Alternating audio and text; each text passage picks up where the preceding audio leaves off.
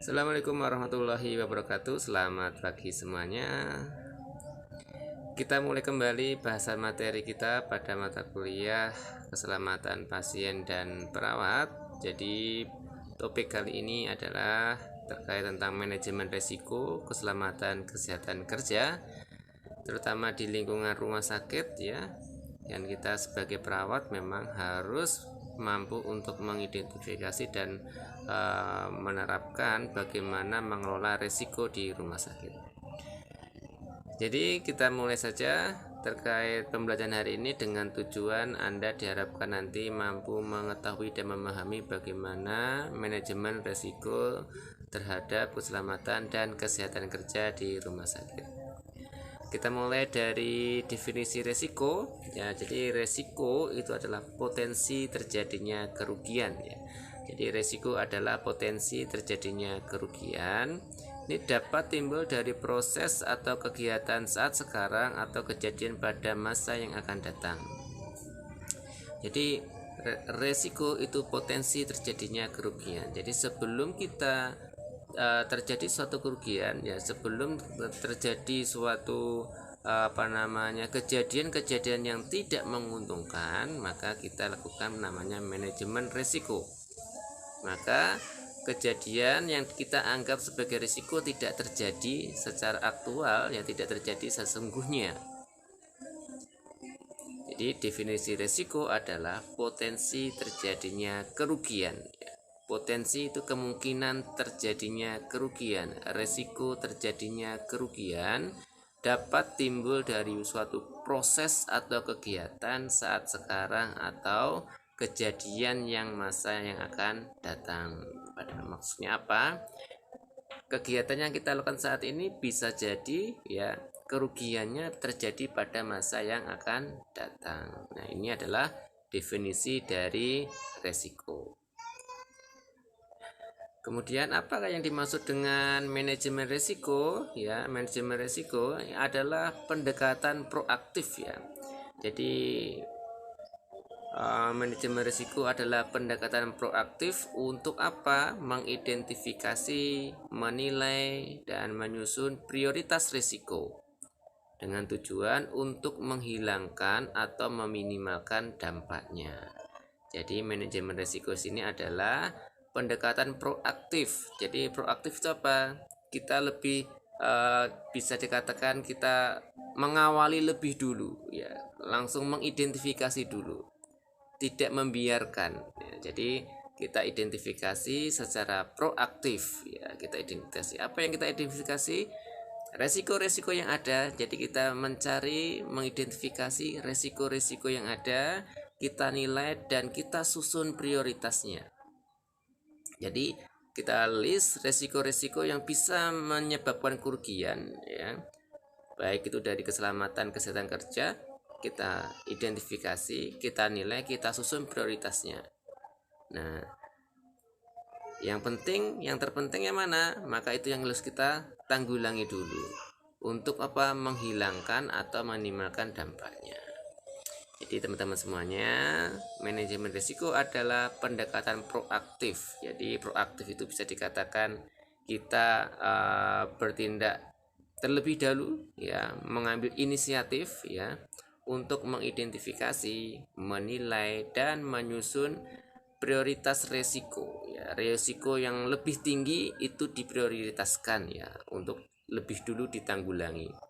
Dengan tujuan apa? Untuk menghilangkan atau meminimalkan dampak yang akan ditimbulkan dari resiko tersebut. Kemudian kita lanjutkan kembali, apa sih tujuan manajemen risiko dalam pelayanan kesehatan di sini? Pastinya manajemen risiko mempunyai tujuan ya. Kita melakukan sesuatu pastinya ada tujuannya. Nah, tujuan manajemen risiko dalam pelayanan kesehatan adalah yang pertama, meminimalkan kemungkinan kejadian yang memiliki konsekuensi negatif ya bagi pasien, staf atau organisasi. Jadi meminimalkan ya kemungkinan terjadi ya sesuatu yang negatif ya, baik bagi konsumen atau pasien, staf dan organisasi. Jadi Dengan adanya manajemen risiko ini kita meminimalkan kejadian-kejadian yang sifatnya nanti bisa merugikan pasien, staf ataupun organisasi. Maka sebelum kejadian itu terjadi, maka kita kelola dulu sehingga pasien, staf dan organisasi itu aman ya, tidak terjadi kerugian. Jadi meminimalkan kemungkinan kejadian yang memiliki konsekuensi negatif. Kemudian yang kedua, tujuan kedua adalah meminimalkan ya resiko kematian ya. Jadi meminimalkan resiko kematian, kemudian cedera dan atau penyakit ya bagi pasien, karyawan dan orang lain sebagai akibat dari pelayanan yang diberikan. Jadi pelayanan di rumah sakit yang kita berikan kepada pasien ya, kepada karyawan dan kepada orang lain itu memiliki resiko ya. Ketika kita mungkin lalai dalam menerapkan aturan-aturan atau standar operasi praktek yang telah ditetapkan, nah itu kemungkinan bisa terjadi suatu cedera ya, bisa terjadi kematian dan bisa timbul suatu penyakit ya, seperti itu. Sehingga dengan adanya manajemen risiko ini akan memberikan apa? Rambu-rambu pada kita ya, sehingga kita dapat meminimalkan resiko kematian, cedera, penyakit ya. Jadi manajemen risiko bisa jadi rambu-rambu kalau kita memberikan pelayanan, kita harus hati-hati. Nah, dengan adanya manajemen risiko ini akan mencapai tujuan apa? Meminimalkan resiko kematian, cedera atau penyakit bagi konsumen, karyawan, orang lain sebagai akibat dari apa? Pelayanan yang kita berikan. Jadi kita memberikan pelayanan bagi pasien, karyawan, orang lain dengan tujuan meminimalkan resiko kematian, meminimalkan cedera atau meminimalkan penyakit bagi konsumen atau pasien. Kemudian yang ketiga, ya, teman-teman, meningkatkan hasil asuhan pasien ya. Jadi dengan kita meminimalkan resiko ya, dengan kita mengendalikan resiko, maka hasilnya dari asuhan keperawatan atau asuhan kesehatan yang kita berikan kepada pasien tentunya akan lebih meningkat dan lebih baik ya, karena tidak muncul kejadian-kejadian yang tidak diinginkan. Kemudian yang keempat ya, mengelola sumber daya secara efektif ya. Dengan adanya manajemen risiko ini ya, sumber daya akan maksudnya dialokasikan secara efektif ya, sehingga memang tepat sasaran dan tepat tujuan ya. Kemudian yang kelima adalah mendukung kepatuhan terhadap regulasi atau peraturan undang-undang dan memastikan kelangsungan dan pengembangan organisasi. Jadi adanya ya manajemen risiko ini adalah salah satu kita itu bisa dikatakan mentaati atau mengimplementasikan ya aturan-aturan yang telah ditetapkan oleh undang-undang. Karena keselamatan kesehatan kerja ini memang sudah diatur di dalam undang-undang, dan setiap instansi, terutama misalkan kita bekerja di rumah sakit, pastinya harus menerapkan regulasi ini atau aturan ini untuk kesehatan keselamatan kerja di rumah sakit. Nah, ketika instansi atau organisasi ini menetapkan dan melaksanakan peraturan undang-undang, maka organisasi itu pastinya izinnya akan diberikan ya, sehingga di sini dengan tujuan untuk memastikan kelangsungan dan pengembangan organisasi. Kalau izin operasionalnya dihentikan, maka dipastikan kelangsungan dan pengembangan organisasi pastinya akan terganggu. Kemudian kita lanjutkan resiko di rumah sakit itu apa aja ya. Resiko ada namanya resiko klinis, ada resiko non klinis, ada hospital risk management. Jadi resiko-resiko yang ada di rumah sakit itu ada 3 bagian, yaitu resiko klinis, resiko non klinis, dan risk hospital management atau hospital risk management. Nah, resiko klinis itu apa? Semua isu yang dapat berdampak terhadap pencapaian pelayanan pasien yang bermutu, aman, dan efektif ya. Jadi semua hal-hal yang dapat berdampak terhadap pencapaian pelayanan pasien yang bermutu dan efektif. Kemudian resiko non klinis ya adalah semua isu yang dapat berdampak terhadap tercapainya tugas pokok ya, dan kewajiban hukum dari rumah sakit sebagai korporasi. Berarti non klinis dia tidak melayani pasien, tetapi bagaimana organisasi dalam hal ini rumah sakit itu mencapai mencapai atau menerapkan ya aturan-aturan yang ada di negara kita ya, di mana rumah sakit harus menerapkan regulasi-regulasi ya, sehingga semua isu yang dapat berdampak terhadap tercapainya tugas pokok kewajiban hukum rumah sakit sebagai korporasi itu dapat dipenuhi. Intinya memenuhi tuntutan-tuntutan yang telah ditetapkan oleh suatu kebijakan atau regulasi yang ada di Indonesia kita ini, terutama rumah sakit yang ada di Indonesia. Kemudian hospital risk management ya. Jadi ini adalah resiko-resiko yang sifatnya klinikal dan administratif ya, kegiatan klinikal dan administratif ya, di mana kita dapat mengidentifikasi, mengevaluasi dan mengurangi resiko ya pada pasien, staf ya, pengunjung ya, kemudian organisasi itu sendiri. Jadi hospital risk management, resiko rumah sakit atau manajemen resiko pada rumah sakit. Oke, baik teman-teman, ini ada beberapa contoh ya resiko-resiko yang berfokus pada pasien ya. Di sini ada proses-proses berisiko yang dapat terjadi pada pasien. Ini meliputi ada manajemen pengobatan ya. Dalam memberikan pengobatan itu kita juga ada resiko ya terhadap kondisi pasien. Kemudian resiko jatuh ya, pasien bisa terjadi jatuh. Kemudian pengendalian infeksi ya, pasien juga bisa terjadi infeksi atau pasien yang membawa infeksi kemudian bisa menyebarkan ke lingkungan sekitar ya, kita sebagai tenaga kesehatan juga bisa terkena infeksi dari sumbernya dari pasien. Kemudian gizi ya, kemudian resiko peralatan, resiko sebagai akibat kondisi yang sudah lama berlangsung. Jadi proses-proses berisiko yang terjadi pada pasien ini ada manajemen pengobatan ya, resiko jatuh, pengendalian infeksi, gizi, resiko peralatan, resiko sebagai akibat kondisi yang sudah lama berlangsung. Ini semua resiko-resiko yang bisa berdampak pada pasien ya, ataupun berdampak pada tenaga kesehatan. Sehingga kita harus bisa melakukan manajemen resiko kepada pasien ini dalam hal topik-topik ini ya, manajemen pengobatan, resiko jatuh, pengendalian infeksi, gizi, resiko peralatan, dan resiko sebagai akibat kondisi yang telah lama berlangsung. Dalam menyusun daftar resiko diharapkan ya rumah sakit, dalam ini rumah sakit, agar memperhatikan ruang lingkup manajemen rumah sakit tersendiri ya, yang meliputi beberapa hal teman-teman. Namun ini tidak terbatas ya, yaitu yang pertama adalah pasien ya, ruang lingkup yang perlu di manajemen resiko adalah pasien ya. Kemudian staf medis, ya, tenaga kesehatan dan tenaga lainnya yang bekerja di rumah sakit, fasilitas rumah sakit, lingkungan rumah sakit, dan bisnis rumah sakit. Nah, ruang lingkup manajemen risiko ini ya nantinya pastinya akan dengan tujuan untuk ya pasien sebagai subjek yang berisiko itu dapat aman ya terhadap semua pelayanan yang telah kita berikan kepada pasien.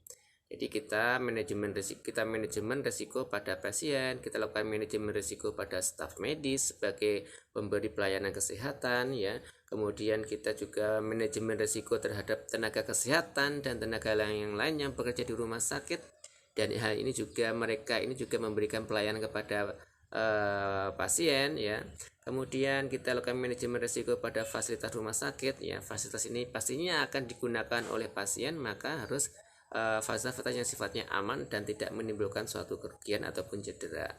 Kemudian manajemen risiko terhadap lingkungan rumah sakit ya, lingkungan rumah sakit yang aman sehingga pasien akan terhindar dari kecelakaan-kecelakaan yang diakibatkan oleh lingkungan yang ada di rumah sakit. Dan kemudian yang terakhir adalah kita lakukan manajemen risiko terhadap bisnis rumah sakit.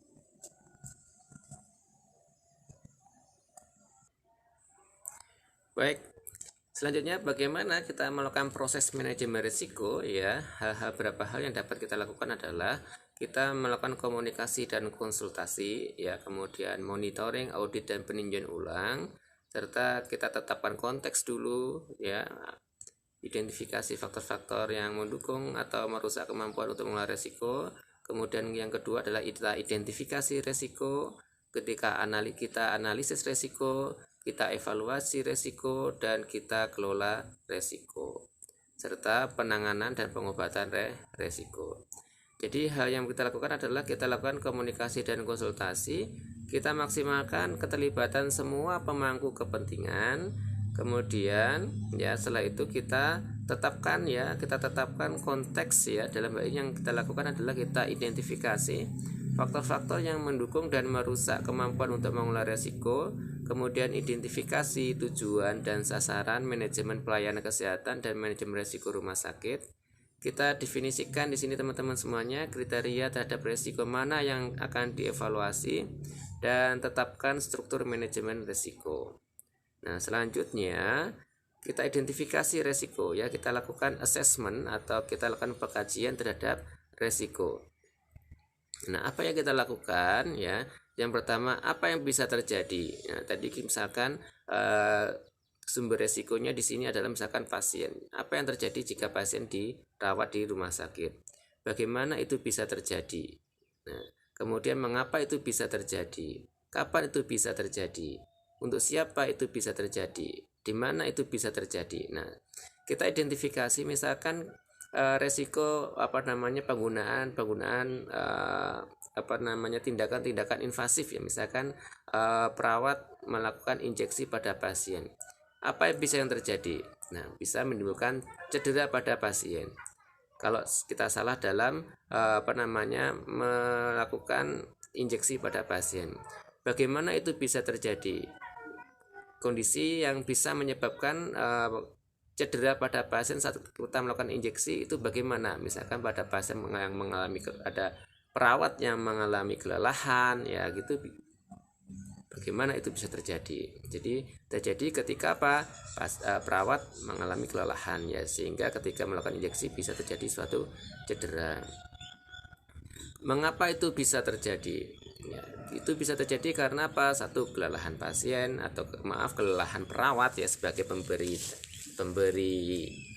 pelayanan, yaitu dalam hal ini kita melakukan injeksi.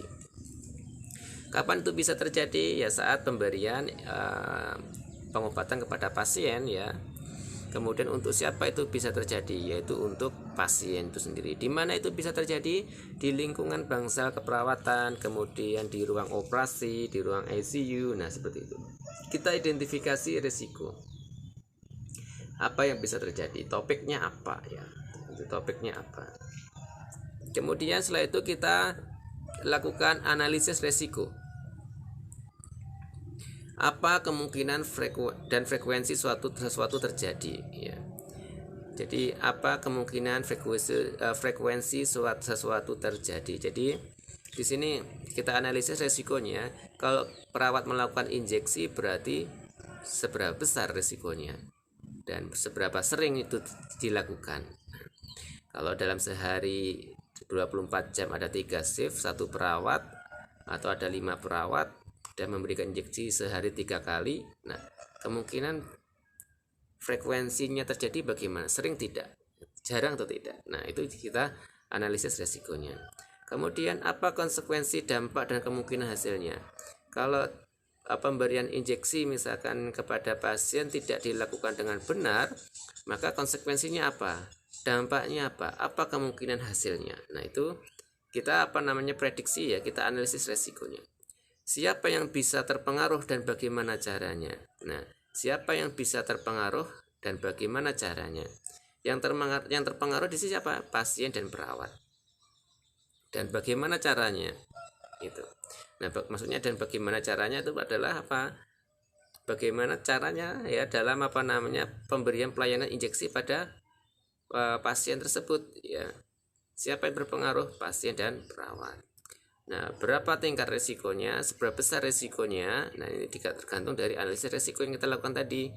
kemudian apa kontrol yang ada dan yang dibutuhkan. Nah, kita identifikasi apa yang dapat kita lakukan untuk bisa ya memberikan tindakan insafis dalam ini injeksi dengan baik dan benar. Apa yang dibutuhkan ya, apa yang harus kita lakukan agar tidak terjadi cedera, kontrolnya apa. Nah, seperti itu. Ini analisis resiko. Kemudian selanjutnya yang dilakukan adalah evaluasi resiko ya. Bandingkan tingkat resiko terhadap kriteria yang diidentifikasi sebelumnya. Kemudian Anda tentukan apakah resiko itu harus diterima atau tidak. Jadi setelah kita identifikasi resiko, analisis resiko, kita evaluasi resiko tersebut ya, bandingkan tingkat resiko terhadap kriteria yang diidentifikasi sebelumnya. Kita bandingkan dengan kriteria sebelumnya.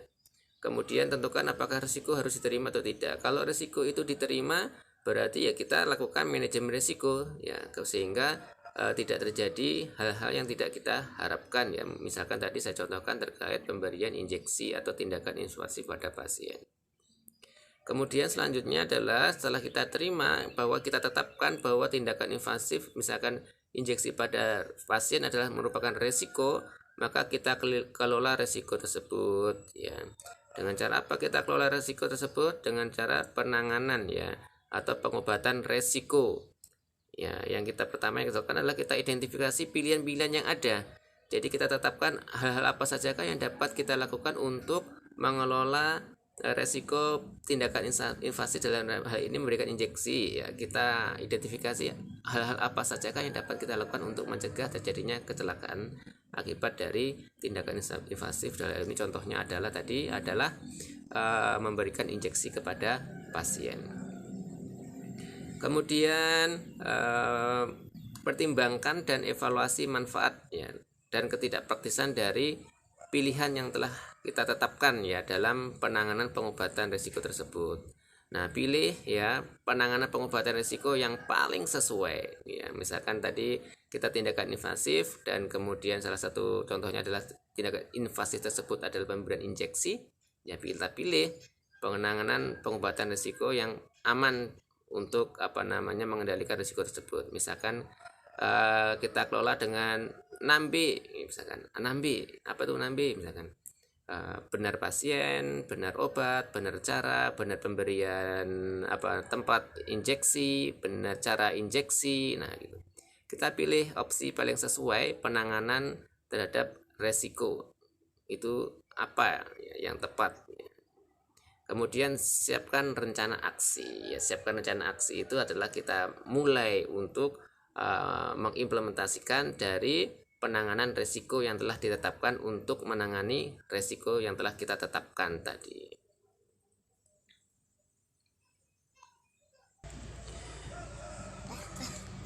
Ada yang lucu loh.